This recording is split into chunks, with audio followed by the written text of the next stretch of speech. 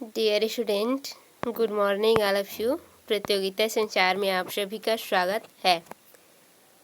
आज का हमारा अध्ययन विषय है यूजीसी नेट जारी पेपर 1 और इसमें हम अध्ययन करेंगे उच्च शिक्षण संस्थानों में शिक्षण की विधियां या पद्धति। ये हमारा क्लास 5 है। तो चलिए आज का क्लास स्टार्ट करते हैं। उच्च अधिगम संस्थानों में शिक्षण की विधियां या पद्धति। शिक्षण के लिए विभिन्न विधियों की आवश्यकता होती है। कक्षा में विषय वस्तु को सरल एवं बोधगम्य बनाने तथा शिक्षार्थियों को उत्तम शिक्षा प्रदान करने हेतु जिन विधियों का शिक्षकों द्वारा प्रयोग किया जाता है उन्हें शिक्षण विधियां कहते हैं। यानी कि शिक्षण विधि क्या है? जो शिक्षक हमें पढ़ाने के लिए या शिक्षण कार्य करने के लिए जो विधि प्रयोग में लाते हैं वही विधि क्या है? शिक्षण विधियाँ हैं। और ये विधि कितने प्रकार के होते हैं? ये विधि मुख्यतः 2 प्रकार के होते हैं। एक होता है अध्यापक केंद्रित बनाम शिक्षार्थी केंद्रित पद्धति। यानी कि इसमें क्या होता है? अध्यापक केंद्रित बनाम शिक्षार्थी केंद्रित में ये 2 प्रकार के होते हैं। एक में होता है शिक्षक केंद्रित और एक शिक्षण होता है विद्यार्थी केंद्रित। यानी कि एक विधि में शिक्षक को केंद्र मानकर शिक्षण कार्य किया जाता है और दूसरे में शिक्षार्थी को केंद्र मानकर शिक्षण कार्य पूर्ण किया जाता है। और दूसरा विधि है ऑफलाइन बनाम ऑनलाइन विधि। इसमें शिक्षण की 2 विधि है, ऑफलाइन शिक्षण विधि और ऑनलाइन शिक्षण विधि। तो शिक्षण की प्रमुख 2 विधि ऑफलाइन बनाम ऑनलाइन विधि और एक है अध्यापक केंद्रित बनाम शिक्षार्थी केंद्रित। तो आज हम अध्ययन करेंगे अध्यापक केंद्रित बनाम शिक्षार्थी केंद्रित विधि या पद्धति। इसमें सबसे पहले हम देखेंगे शिक्षक केंद्रित विधि या पद्धति, फिर देखेंगे विद्यार्थी केंद्रित विधि या पद्धति।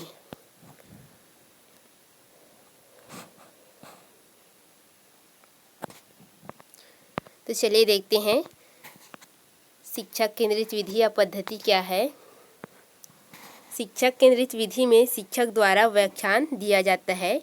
इस विधि में शिक्षण कार्य करते समय कक्षा का वातावरण पूर्ण रूप से औपचारिक और कठोर होता है। परिणाम स्वरूप विद्यार्थियों के कई प्रश्न अनुत्तरित रह जाते हैं और उनकी सहभागिता केवल व्याख्यान सुनने तक सीमित रह जाती है। यानी कि शिक्षक केंद्रित विधि वह विधि है जिसमें क्या होता है? शिक्षक केंद्र होता है। शिक्षक जो है सर्वोपरि होता है। इसमें क्या होता है? शिक्षक व्याख्या देता है, संपूर्ण कार्य कौन करता है? शिक्षक करता है। उन्हीं के आधार पर सभी कार्य होते हैं, उन्हीं के इशारों पर होता है। और जो शिक्षण वातावरण है वो कैसा होता है? औपचारिक और कठोर होता है। बच्चों को समझ में आए या ना आए, शिक्षक क्या करेगा? व्याख्या देगा और चला जाएगा। यानी कि यह औपचारिक होता है और कठोर होता है। विद्यार्थियों के लिए बहुत ही ज़्यादा कठोर, क्योंकि वो समझ ही नहीं पाते और उनका आंसर जो क्या होता है मिल ही नहीं पाता। उनका प्रश्न ही रह जाता है। उनकी सहभागिता कहाँ तक रहता है? केवल सुनने तक के ही रहता है। फिर इसे एक और नाम से जानते हैं शिक्षक केंद्रित विधि को, अनुदेशात्मक विधि के नाम से। यानी कि इसमें क्या किया जाता है? केवल अनुदेश दिया जाता है, इसलिए इसे अनुदेशात्मक विधि भी कहते हैं। शिक्षक केंद्रित शिक्षण विधि के कुछ प्रकार है जो इस शिक्षक केंद्रित शिक्षण विधियों की निम्न प्रकार है।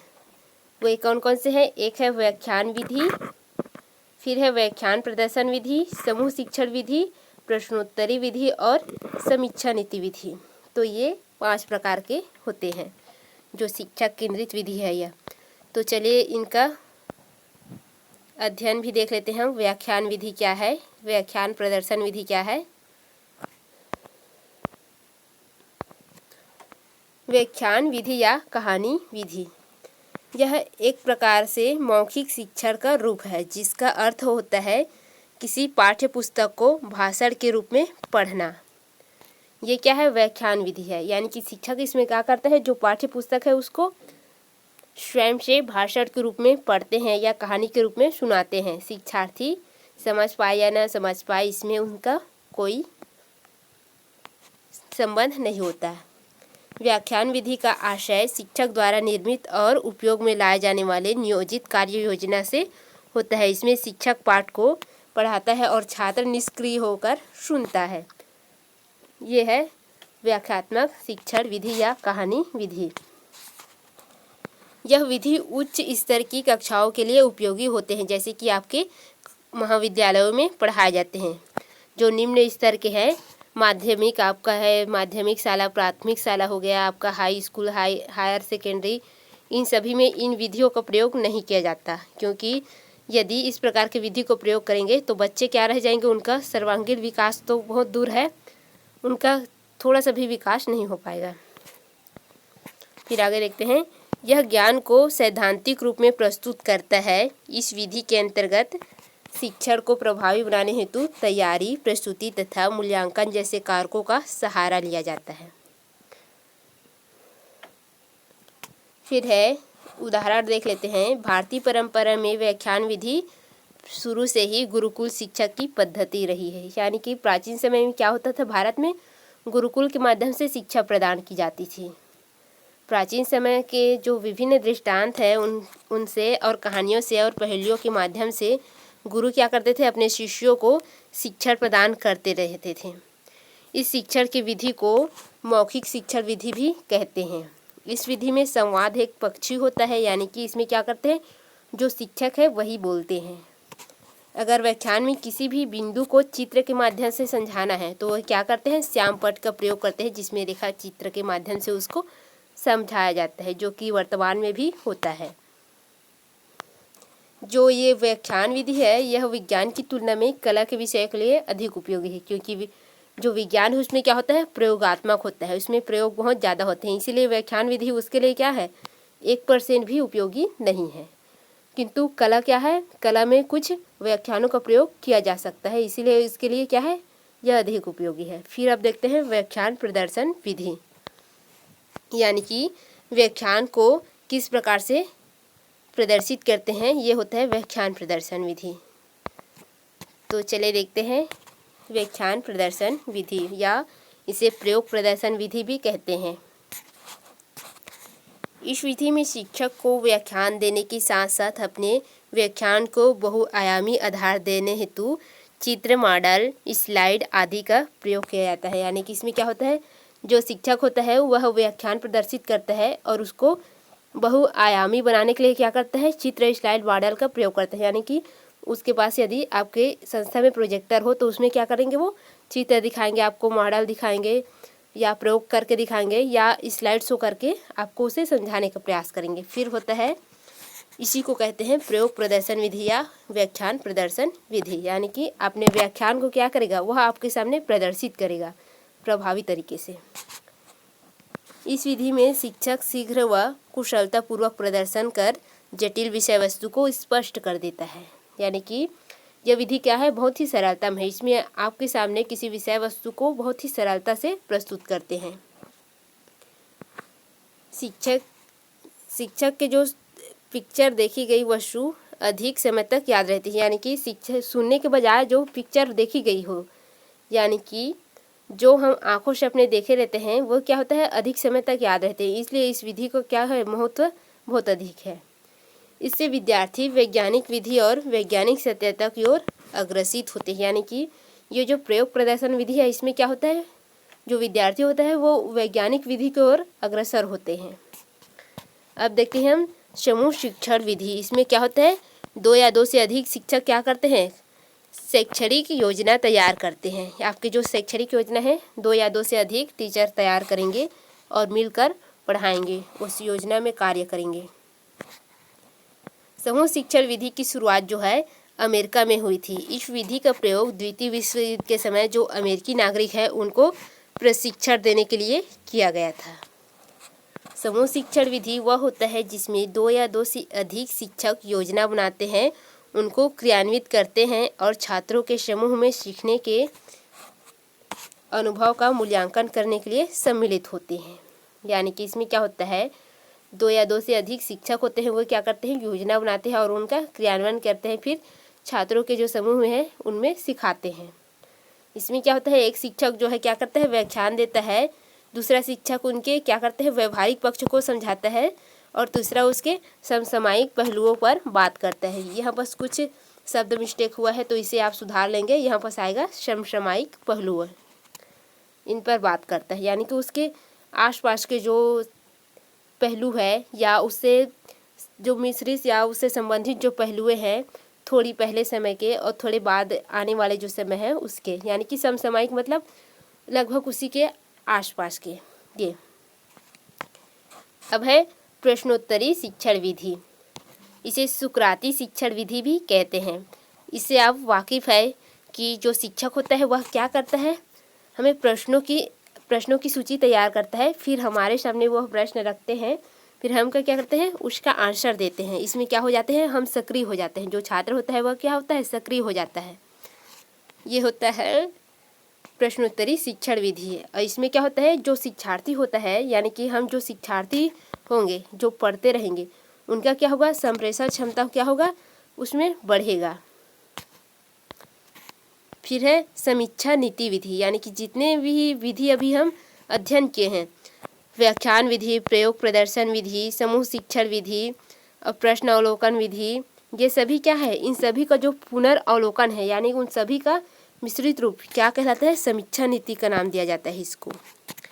इसमें शिक्षकों के कक्षा शिक्षण की प्रगति का पता चलता है कि क्या हो चुका है, क्या पाठ्यक्रम शेष है, शिक्षण में क्या क्या त्रुटियां हैं, शिक्षण की विधि में क्या सुधार वांछित है, इनका अध्ययन किया जाता है। तो ये हो गया आपका शिक्षक केंद्रित पद्धति या विधि। अब हम देखेंगे शिक्षण कार्य की शिक्षार्थी केंद्रित पद्धति, यानी कि इसमें शिक्षण किसको केंद्र मानकर किया जाता है, विद्यार्थी को केंद्र मानकर किया जाता है। तो चलिए देखते हैं यह क्या है। शिक्षार्थी केंद्रित पद्धति यानी कि स्टूडेंट सेंट्रेड मेथड। इस शिक्षण विधि में शिक्षार्थी केंद्र होता है। शिक्षार्थी के मनोविज्ञान को समझते हुए शिक्षण की व्याख्या करता है, यानी कि शिक्षण की उसकी व्यवस्था किस आधार पर करेंगे, शिक्षार्थी की जो मनोवृत्ति है इसके आधार पर। उनकी जो अधिगम संबंधी कठिनाइयों को दूर करना विद्यार्थी केंद्रित शिक्षण कहलाता है। यानी कि इसमें क्या होता है, जो शिक्षण विधि होता है वह शिक्षार्थी को केंद्रित कर तैयार किया जाता है और उनके समस्याओं को दूर करने का प्रयास किया जाता है। ये होता है शिक्षार्थी केंद्रित शिक्षण विधि। विद्यार्थी की रुचि, प्रवृत्ति तथा क्षमताओं को ध्यान में रखकर शिक्षा प्रदान करना ही क्या होता है, छात्र या विद्यार्थी केंद्रित शिक्षण का मुख्य उद्देश्य होता है। इस विधि में व्यक्तिगत शिक्षण को महत्व दिया जाता है, यानी कि जो शिक्षार्थी होते हैं उनकी व्यक्तिगत जो शिक्षा है उसको महत्व दिया जाता है। इस विधि के अंतर्गत कक्षा का वातावरण शिथिल रहता है, यानी कि इसमें कक्षा का वातावरण क्या होता है, कठोर नहीं रहता, शिथिल रहता है, सरल रहता है।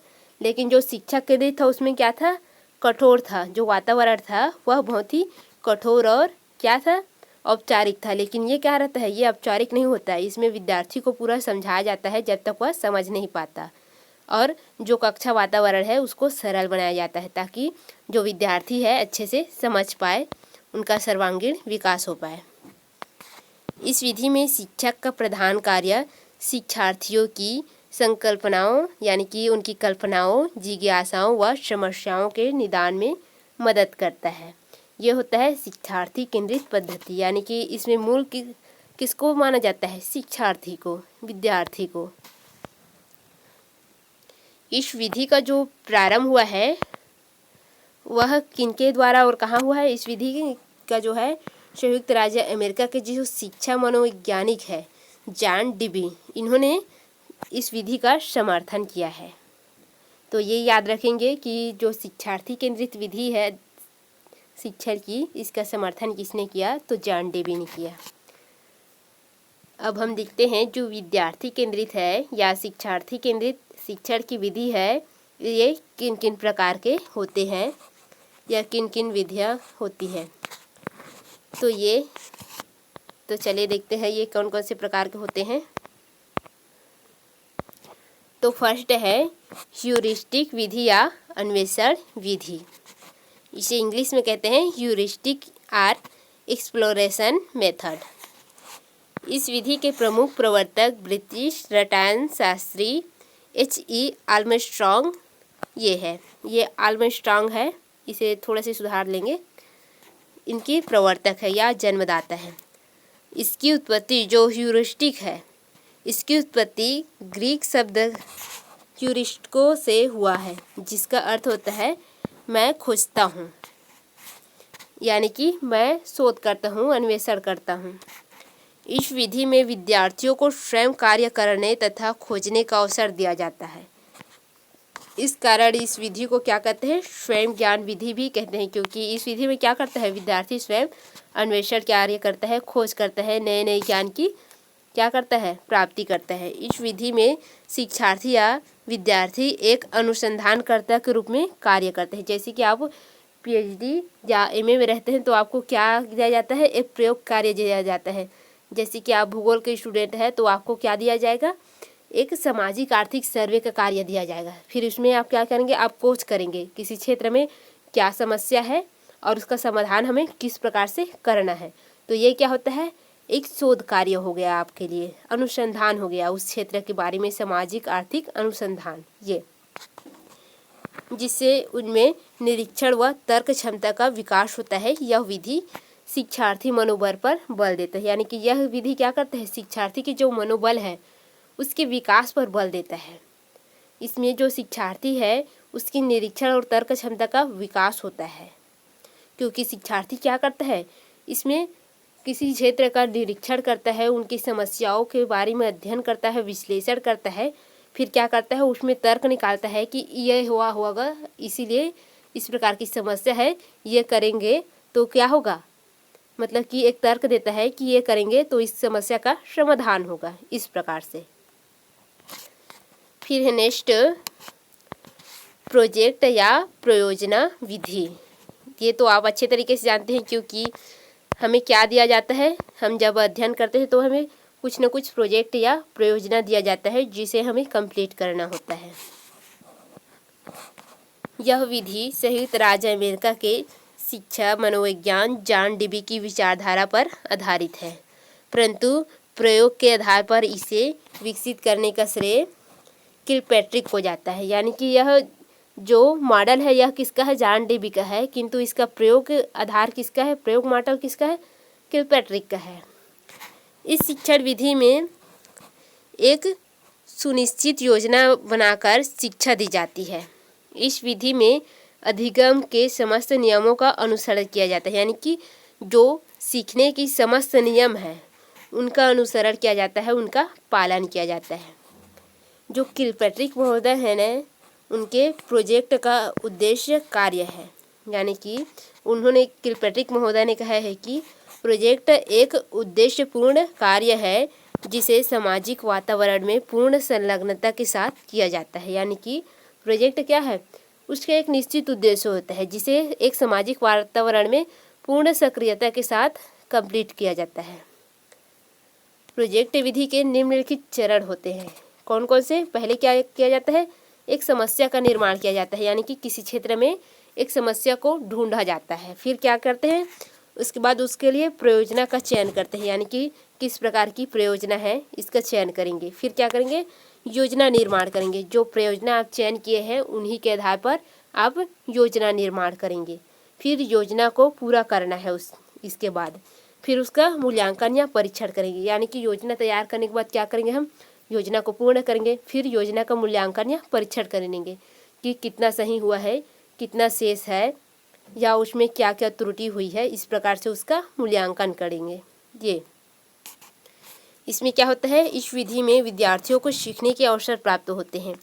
इसमें विद्यार्थी की सहभागिता स्पष्ट होती है और उनकी चरित्र निर्माण में सहायता होता है तथा विद्यार्थियों में प्रयोगात्मक, व्यवहारिक और मनोवैज्ञानिक ज्ञान क्या होता है, विस्तारित होता है। ये होता है प्रयोग, आपके जो प्रयोग प्रदर्शन विधि है ये वाला हो गया, यानी कि आपके ये क्या है, प्रयोजना विधि, ये कंप्लीट हो गया। इसमें विद्यार्थी को प्रयोजना दिया जाता है, वे प्रयोजना को कंप्लीट करते हैं, इससे क्या होता है, उनका सर्वांगीण विकास होता है। फिर है आपका निरीक्षण विधि या पर्यवेक्षण विधि।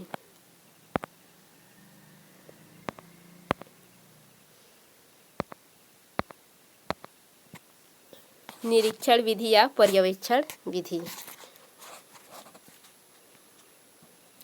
विद्यार्थी केंद्रित विधियों में निरीक्षण विधिया का अपना अलग महत्व है। यह किस सब्जेक्ट के लिए होता है, निरीक्षण या पर्यवेक्षण विज्ञान के सब्जेक्ट में किया जाता है।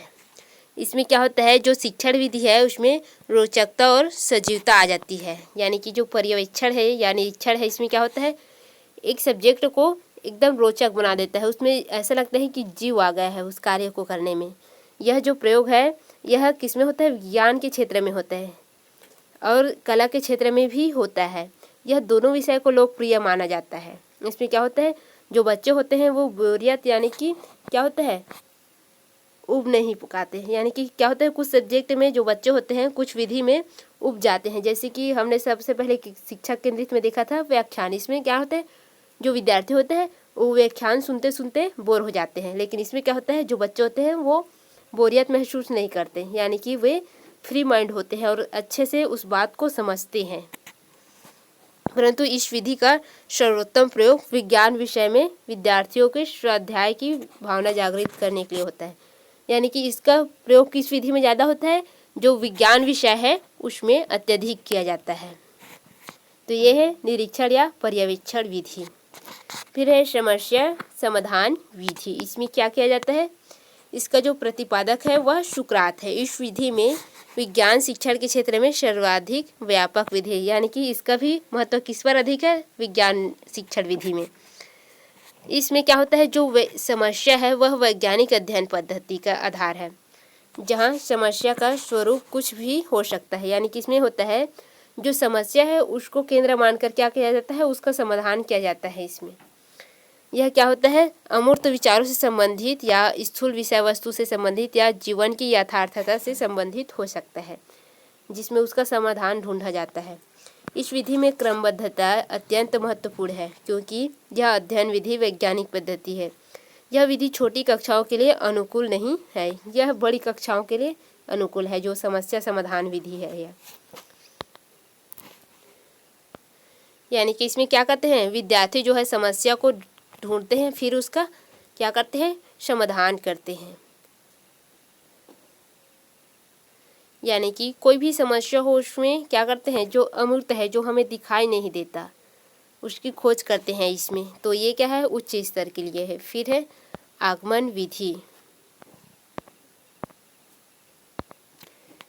आगमन विधि इंडक्टिव मेथड। इस विधि में विशेष महत्वपूर्ण तथ्यों तथा घटनाओं की निरीक्षण तथा विश्लेषण द्वारा सामान्य नियमों या सिद्धांतों का निर्माण किया जाता है। कुछ अन्य स्रोत के वजह से इसे शिक्षण केंद्रित विधि के अंतर्गत भी रखा गया है।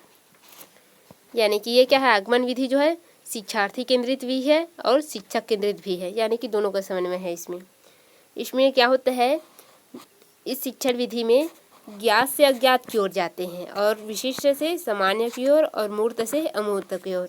यानी कि यह विधि क्या होता है, जो प्राथमिक स्तर पर हम क्या करते हैं, जो ज्ञात चीज़ें हैं उनसे अज्ञात चीज़ों की ओर बढ़ते हैं। यानी कि प्राथमिक स्तर की ओर सबसे पहले हमें क्या सिखाया जाता है, हमें जो ज्ञात रहता है उसी को क्या करते हैं, थोड़ा थोड़ा इसके बारे में ज्ञान देते जाता है। इसके बाद क्या करते हैं, जो हमें ज्ञात नहीं होता है इसी ओर धीरे धीरे से बढ़ते जाते हैं, हमें समझाते जाते हैं।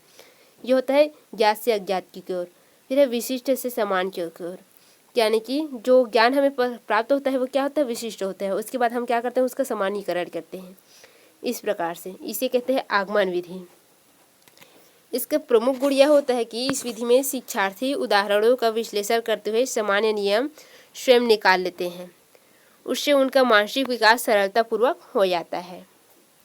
और फिर क्या होता है, आगमन विधि में ज्ञान प्राप्त करते हुए बच्चे को सीखने के प्रत्येक स्तर को पार करना पड़ता है। जैसे कि हम प्राथमिक स्तर पे, फिर क्या हुए माध्यमिक स्तर पे जाए, फिर माध्यमिक स्तर पे हाई स्तर पे जाए, हाई स्तर से हम क्या कहते हैं इंटरमीडिएट, ये पोस्ट मैट्रिक में चले जाते हैं। इस प्रकार से इससे क्या होता है, शिक्षण जो संस्था है वह प्रभावी बन जाता है, जो शिक्षण कार्य है वह प्रभावी हो जाता है आगमन विधि से। फिर क्या होता है, विद्यार्थियों में ज्ञान अर्जित करने की जो रुचि होती है वह निरंतर बनी रहती है। इस कारण क्या होता है, यह रचनात्मक जो चिंतन है और आत्मविश्वास जैसे गुण है उनका क्या होता है, इसमें विकास अधिक होता है। यह होता है आगमन विधि। यानी कि इसमें क्या होता है, जो ज्ञात होता है उससे अज्ञात की ओर जाते हैं, विशिष्ट से सामान्य की ओर और मूर्त से अमूर्त की ओर। यानी कि जो दिखाई देता है उससे पहले अध्ययन करते हैं, इसके बाद जो दिखाई नहीं देता उसके बारे में अध्ययन करते हैं। पहले सीख लेते हैं, फिर क्या करते हैं, अपने तर्क देते हैं। फिर है निगमन विधि, यानी कि डिडक्टिव मेथड। यह विधि आगमन विधि के विपरीत है। यह विधि उच्च कक्षाओं के विद्यार्थी के लिए उपयोगी है। पहले का जो विधि था वो क्या था, निगमन विधि। ये निगमन है, ये उच्च कक्षाओं के लिए, और आगमन क्या था, वो निम्न कक्षाओं के लिए था। वो क्या था, जो सामान्य है उनका ज्ञान पता करना था, विशिष्ट से सामान्य और मूर्त से अमूर्त ऐसे था। इसमें क्या है, अमूर्त से मूर्त की ओर, यानी कि अज्ञात से ज्ञात की ओर चलना है। इसमें क्या होता है, जो विद्यार्थी होते हैं वह स्वयं नियम नहीं बनाते, बल्कि क्या करते हैं, शिक्षक पहले से बने हुए नियमों, उदाहरणों और प्रयोगों के आधार पर प्रश्नों को हल करके दिखाता है। फिर अन्य स्रोतों में इस विधि को शिक्षक केंद्रित विधि के अंतर्गत भी रखते हैं। यानी कि ये क्या है, निगमन विधि, यह शिक्षक केंद्रित विधि के अंतर्गत भी रखा जाता है और विद्यार्थी केंद्रित विधि के अंतर्गत भी रखा जाता है, यानी कि दोनों का मिश्रण है।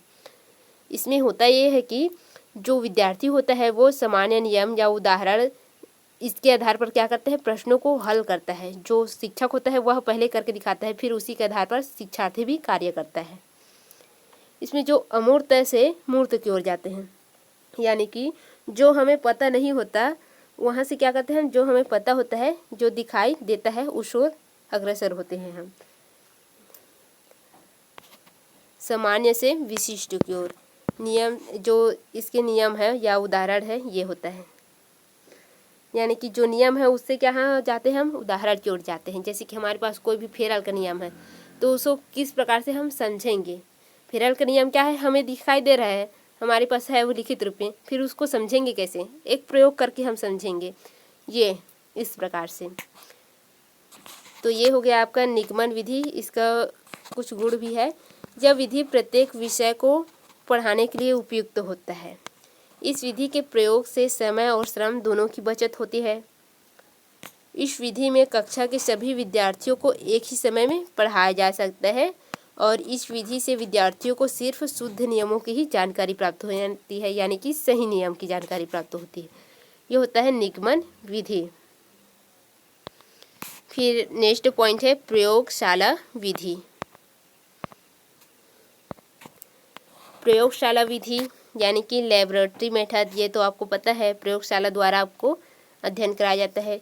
इस विधि में खोज के सिद्धांत का प्रयोग किया जाता है, यानी कि जो खोज होते हैं विभिन्न प्रकार के, उनके सिद्धांतों का क्या किया जाता है, प्रयोग किया जाता है, यानी कि प्रयोग करके देखा जाता है। विज्ञान वाले क्या करते हैं, उनके सामने बहुत सारे सिद्धांत प्रस्तुत होते हैं, उनको प्रयोग कर करके देखते हैं कि ये किस प्रकार से होता है। ये होता है प्रयोगशाला विधि। इसके द्वारा किसी परिणाम पर पहुंचना और खोज द्वारा तथ्यों का उल्लेख करना इस विधि का अंग है। आधुनिक शिक्षा प्रणाली में यह विधि महत्वपूर्ण भूमिका में, विशेषकर विज्ञान की वास्तविक शिक्षा के लिए अत्यंत उपयोगी है। प्रयोगशाला में प्रयोग करके विद्यार्थी स्वयं निष्कर्ष निकालकर अवधारणा विकसित करते हैं। यह विधि आगमन विधि का ही एक क्या है, विस्तृत रूप है, यानी कि उनके सामने जो क्या है, एक सिद्धांत प्रस्तुत कर दिए गए हैं, यानी कि उनको एक मूर्त तथ्य दिया गया है। इसके बाद उनको क्या करना है, अमूर्त तथ्य की ओर जाना है, जो उनको पता नहीं है। वो कब पता चलेगा, जब वह प्रयोग कर लेगा तब पता चलेगा। ये होता है। फिर है अधिन्यास विधि या दत्त कार्य विधि, यानी कि असाइनमेंट मेथड। इसमें क्या होता है, इस विधि में संपूर्ण पाठ्यक्रम को अनेक खंडों में विभाजित कर दिया जाता है। इससे क्या होता है, यह जो विभाजन होता है विद्यार्थियों की सुविधा के लिए किया जाता है, जिससे वे एक निश्चित अवधि में पाठ्यक्रम क्या कर लेते हैं, पूरे तरीके से पूर्ण कर लेते हैं और उन्हें अच्छे तरीके से समझ भी लेते हैं। फिर नेक्स्ट पॉइंट है आपका विश्लेषण विधि और संश्लेषण विधि। ये दो विधि और है, ये दोनों देख लेंगे, फिर कंप्लीट हो जाएगा विद्यार्थी केंद्रित विधि भी। और ये नेक्स्ट विधि है संश्लेषण विधि और विश्लेषण विधि। इसमें क्या होता है, जो तथ्य होते हैं उनका क्या किया जाता है, संश्लेषण किया जाता है। उनको अलग अलग वर्गों में रखकर उनको क्या किया जाता है, अध्ययन किया जाता है। फिर विश्लेषण क्या है, जो अलग अलग अध्ययन तथ्य रहते हैं उनको एक साथ रख कर क्या किया जाता है, उनको अध्ययन किया जाता है। ये होता है विश्लेषण विधि। और संश्लेषण में क्या किया जाता है, अलग अलग रखकर तथ्यों को अलग अलग रखकर उनको समझने का प्रयास किया जाता है, उनको अध्ययन किया जाता है। लेकिन विश्लेषण में उन सभी अलग अलग तथ्यों को एक साथ एकत्रित करके अध्ययन किया जाता है। ये होता है विश्लेषण विधि। तो ये हो गया आपका विद्यार्थी केंद्रित शिक्षण और शिक्षक केंद्रित शिक्षण की विधि। कल हम देखेंगे ऑफलाइन और ऑनलाइन शिक्षण विधि। तो आज का क्लास यहीं स्टॉप करते हैं।